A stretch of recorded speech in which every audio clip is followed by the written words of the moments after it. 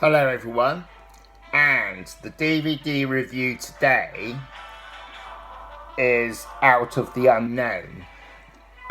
All the surviving episodes here on this DVD box set that was made by the BBC between 1965 and 1972.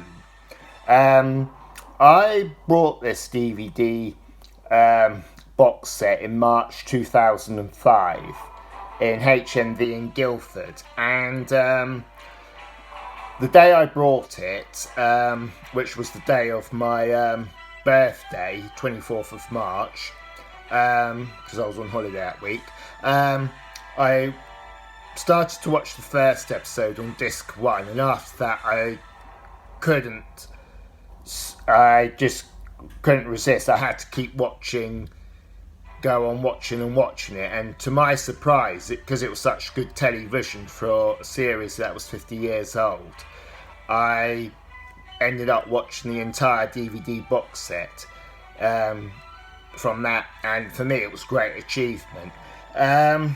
It's got nice packaging, front and back, with all the information. The distributor is BFI and not BBC.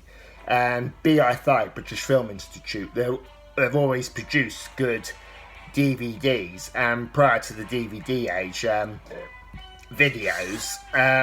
But again, you've got a nice cover and all the episodes, surviving episodes, and sorry if the light's showing on there, but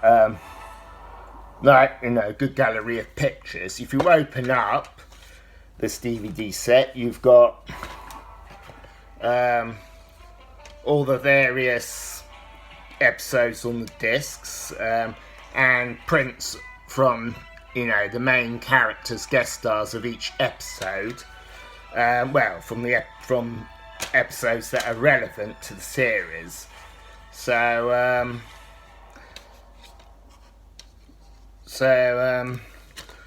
there you go, and that's it. The series was first transmitted in black and white and then into colour, and it was shown on BBC Two. And also with this DVD box set, you get a nice little booklet, info with it, which is pretty good. It's a nice little booklet, and you learn a lot about the series.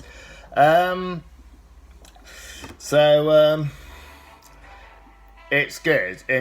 One of my favourite episodes on here is trying to think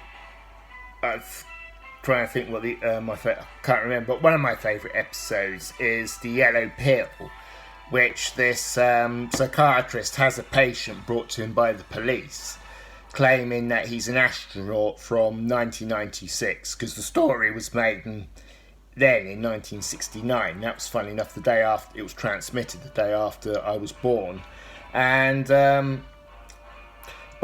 it's reconstructed with that one, with pictures and images all in colour. And it's got a nice twist at the end, sort of like the British equivalent of the Twilight Zone, more than the Outer Limits.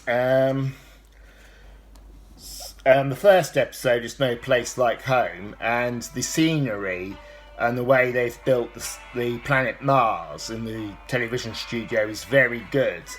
And you've got good episodes like The Counterfeit Man, which had an unknown David Hemmings just before he became famous. And yes, my favourite episode of this entire series is called Some Lapse of Time, and I think I read in there that it was the highest rating episode of Out of the Unknown, and what made it such a good episode for me was the excellent performance by the guest star of that episode, being Ronald Lewis, playing a doctor who's warned about the imminent danger of a nuclear war. The very first time I saw any of the episodes of this series was in 1991 at the National Film Theatre. The one I saw, it's the classic episode called The Machine Stops,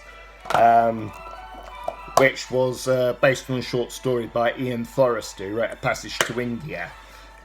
and it's not one of my favourite episodes, but it is typical dystopia where it makes you think about the dominance of computers. You've got a very good cast of well-known British actors, such as Michelle Treese, who played Betty and Some Mothers Do Have, and Geraldine Moffat, the star of Get Carter, the original Get Carter, and also Ian Ogilvy, Hannah Gordon, Wendy Clifford, and as I said, Ronald Lewis, and Jack May, John Paul, David Lanton, who played Major Bellamy in Upstairs, Downstairs, Sylvia Coleridge, and David Hemmings, as I said earlier, and Edward Judd, and Francis Matthews and his wife Angela Brown. But it's a good series, recommended. I rate it as just as good as Twilight Zone and Tales of the Unexpected, and many of the scripts were written by many of the leading writers of the day, like John Wyndham, Isaac Asimov, J.G. Ballard, J.B. Priestley, and Troy Kennedy Martin, who wrote Edge of Darkness and created The Sweeney. So pretty good. One of the best directed episodes is the one with Michelle Treese. Can't remember the episode, what it's called. I'll have a check on that. But it's one of the best directed episodes, and it's trying to think. Oh, Level 7. The director, as I was going to say, was Rudolph Cartier, who directed all the Quatermass serials in 1984 with Peter Cushing back in the 50s. And one of my other episodes that was well directed was one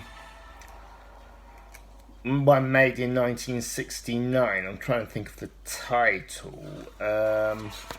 What is it here? Oh yes, The Last Lonely Man, which starred George Cole. Again, well directed by Douglas Canfield, like Level 7 was by Rudolph Cartier. But again, I would say to lovers of this kind of genre, being sci-fi, or tales with a twist like The Macabre, go for it. Check it out on Amazon and eBay, or just see if you can find it in your local HMV store.